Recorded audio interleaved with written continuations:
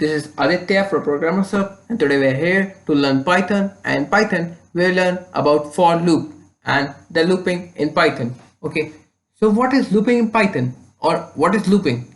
Looping basically a statement which runs a statement a number of times until the condition is satisfied, or it has done with a number of times. The loop can be of two types. It can be a numbered loop or can be a conditional loop.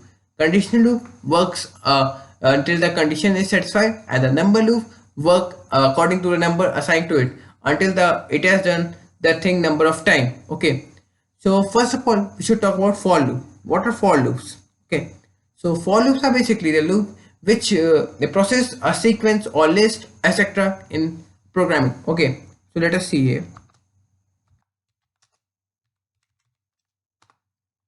Let us assign a variable a with some string, and then we will process using for loop. Okay, if I assign a value hello to it, now we should process a with the help of for loop. Okay, for this we have to write a simple statement here. For I is a variable which will get one value at a time from the variable a. Okay, in will provide the value to I in a, and now we'll simply print I. Okay, so let us check what has been done. Here we get hello. So what is this? The I get a single value from a at a time and then print the value of I, then again get a value from a and then print of value of I. In this way the for loop works. Okay, now in second procedure we come in for loop for numbering, basically for working in number of times. Okay, for this we have to use a function here which is range function. Range function basically creates a list of numbers. Okay, in this list of number, each number is taken from the list and the process done, and then the second number is taken. In this way the whole range works. Okay, so first of all we should see how the range function works. For this I'm writing here range 1,6. Here you should note something, that the range function work from initial value to the last value minus 1. If I have given the argument 6 here, it will work. It will make a list from 1 to 5. Okay, first we should assign a variable x with range 1,6.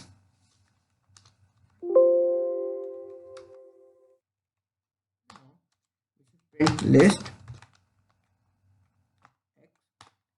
we get value 1 2 3 4 5.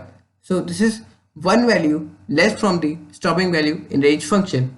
So we can see the list has been made one value less. Okay, so now we can see one more thing here, that range function can have two arguments, or it can also have three arguments. The third argument given is the jump value. Basically default jump value for the range function is 1, but we can assign jump value like 2 3 4. Let us see. If we take a variable k and assign a value 1, 10, and we need numbers. In previous you can see that numbers are added by 1 to get the next number, but in this we have a jump value 2. See, so we got a number by jumping the value of 2. Okay, now we should work with range function in for loop. So let us write a program with using range function to print the square of a number till 5. Okay, for this we should write this code. Now here we have to print the square of number. So for square of number we should comment here first square of numbers from 1 to 5.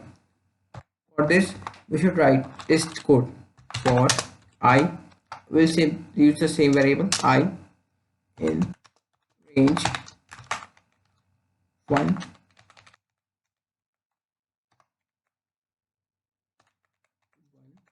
to 5. Is this right? No, this is not right, because the range function will create the list from 1 to 4. So we should add 1 to the last value. For this we can write 6. Now we can check how to write the square of a number. For this we have to print and use the operator to multiply number by itself to get the square. I into I. Let us check our loop is working or not. we got our answer. So this is the basic for loop with range function or with a sequence. Okay, for this tutorial I think this is enough. In next tutorial we'll talk about while loop. For that's bye, like, subscribe and share our channel.